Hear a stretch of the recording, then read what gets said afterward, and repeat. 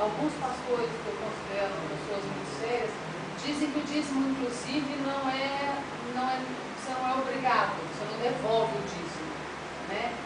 Se isso é real, isso é garantia de você preservar seu patrimônio. Cada um fala uma coisa, que oferta faz a prosperidade, aí vocês estão negando isso, glória a Deus, para que as coisas se difundam dentro do correto, né? Porque virou um mercado mesmo, mais um mercado. Inclusive hoje, para nós evangelizarmos, você passa por esse contexto que fazem chacota. Mas a questão assim, muitas pessoas falam sobre, eu dou 10% e se o pastor faz errado, é problema dele. Eu já não estou de acordo com isso. Por quê? Porque nós somos igreja, povo de Deus. Se eu dou e ele está dimensionando errado, é errado. Eu estou vendo isso. Eu estou sendo testemunho. Então, se eu estou vendo isso mesmo, não, mas eu não sei, não vi nada e tal. Não, porque tem pessoas agora, neste momento, passando fome. Tem pessoas, nesse momento, chorando, passando fome na África, aqui no Brasil. Entendeu? Então, assim, o dinheiro, eu acho uma coisa muito importante, que Deus deu. O mais importante é a comunhão, é o amor. Mas tem pessoas também que Deus levanta, porque quando Jesus esteve na terra, ele também foram pessoas levantadas para administrar, para poder abençoar o ministério de Jesus. O dinheiro é importante, não é o mais importante, a gente não pode ter amor ao dinheiro. Mas assim, a gente precisa saber onde que está indo as coisas, porque às vezes as pessoas, os pastores, a liderança estão usando totalmente errado. Estão usando para outras coisas, pessoas precisando desse dinheiro nosso. Então nós temos que saber realmente, como o pastor falou, a gente tem que primeiro buscar o reino de Deus e as outras coisas serão acrescentadas. Mas no tema do dinheiro, a gente também tem que vigiar, a gente tem que saber. Aí você tem o mesmo discurso em igrejas ricas e em igrejas pobres. Você não pode ter doença, você não pode ter problema financeiro. Na igreja de rico, você falar que não tem problema financeiro, tá tranquilo, ele não tem problema financeiro. Quando ele está quebrado, ele vai comprar uma Hilux zero. É igual, não é isso que acontece? Eu estou com problemas financeiros, vai lá e compra um Ômega zero. Carrão zero. O conceito de quebrado dele é diferente do nosso. Né? Quando a gente quebra mesmo. Né? A gente se lasca completamente. Né? Então, só que o problema é que é o mesmo discurso que o Leandro está colocando ali, que é o centro da teologia da prosperidade. Ele está indo nessas igrejas, seja nas mais miseráveis no sentido de pobreza, até as mais pomposas no sentido de riqueza. E aí o problema é que essa crise, como o Leandro colocou, e que é uma grande verdade, ela não surge nas igrejas do rico. Então acontece, o que acontece? É que tem crise. Entra em crise. E aí o cara fica doido. Qual que é o recurso quando você entra em crise de fé? Pagar a Deus. O Filipe Yancey escreveu vários livros sobre essa ideia, Decepcionados com Deus. Depois acho que o Leandro Grande também escreveu Decepcionados com a Graça, mostrando que o problema não está em Deus, o problema está no que nós estamos dizendo que Deus vai fazer com os outros. E Deus não tem obrigação de fazer com os outros aquilo que eu, como pastor, digo que ele tem que fazer, porque Deus não é meu escravo, é eu que sou escravo de Deus. O problema é que nós invertemos. A ordem está invertida.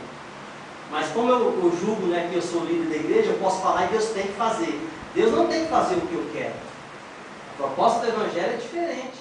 Lógico. Duas coisas, a gente confunde fé com pensamento positivo.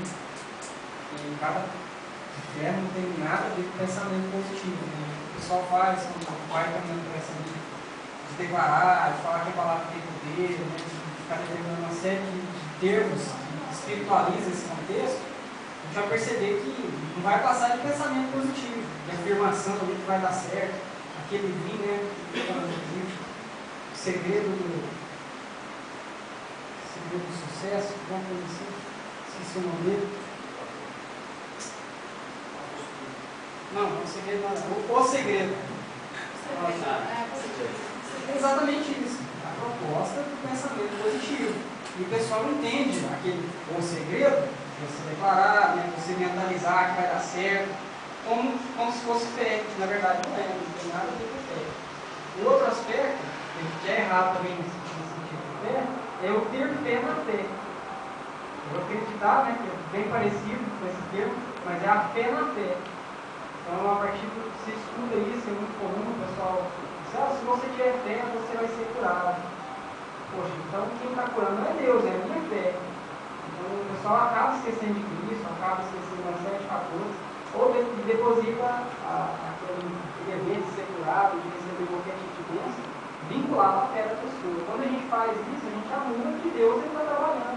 que é Deus é quem dá, que Deus é quem faz. A gente passa a manipular Deus facilmente com esses conceitos. Encontrar e viver ao teu lado, Jesus. Queremos viver como oferta agradável a ti, Senhor.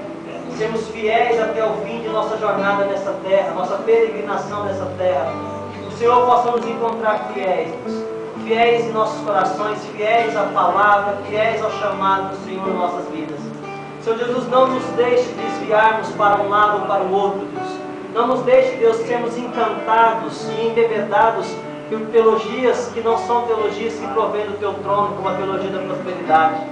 Senhor Jesus, não nos deixe ser enganados, Deus, enfeitiçados por essas neuroses cristãs da nossa contemporaneidade, mas que nós possamos resistir fiéis ao simples mensagem do Evangelho, de estarmos ao Teu lado, de caminharmos com o Senhor. Isso é mais importante que qualquer outra coisa, Deus. Mais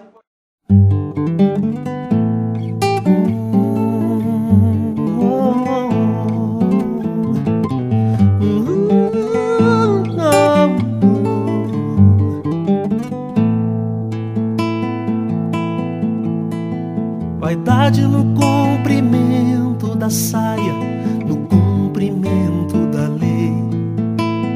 Vaidade exigindo prosperidade por ser o filho do rei. Vaidade se achando a igreja da história, vaidade pentecostal.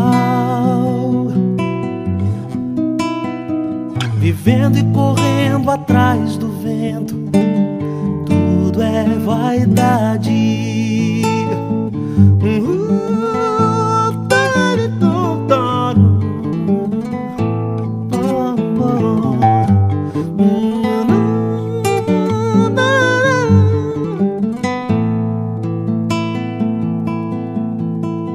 Vaidade juntando a fé e a vergonha, chamando todos de irmãos.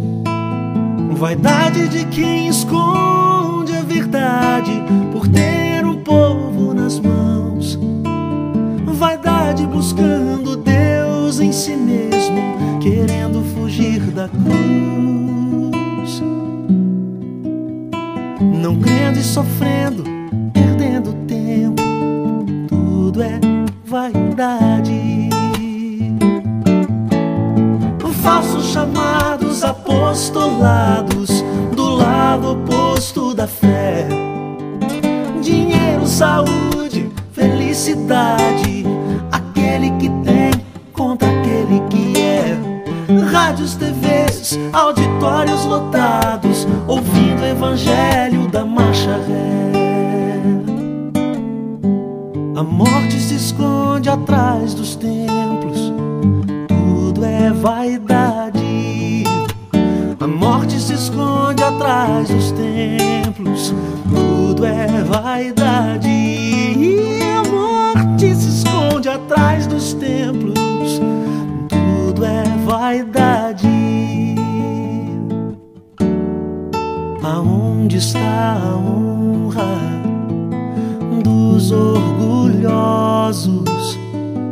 A sabedoria mora com gente humilde. Aonde está a honra dos orgulhosos? A sabedoria mora com gente humilde.